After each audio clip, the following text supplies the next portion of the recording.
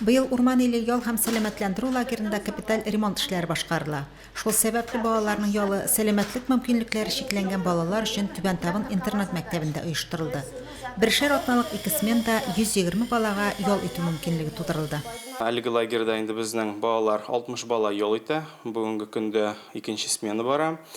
Шулай ук инде балаларга райондагы оешмалардан коллективлар киләләр, төрле чаралар оештыралар. Шулай ук мәктәптән тышчылар үзәге педагоглары кызыклы түгәрәкләр үткәрәләр.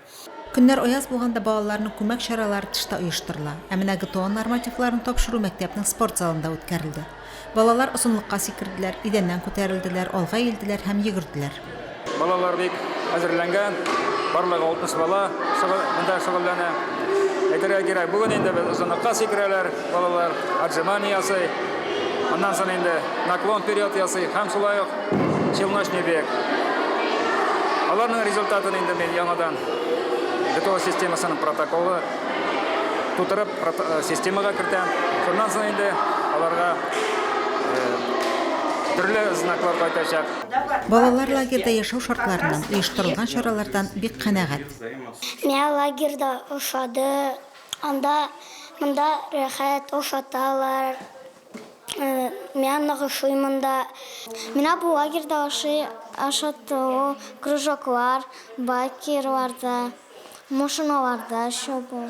Монда миңа ошады робототехника, ничек монеталар суктык. Төрле уеннар уйнаталар. Футбол уйныйбыз. Миңа бик монда ошый.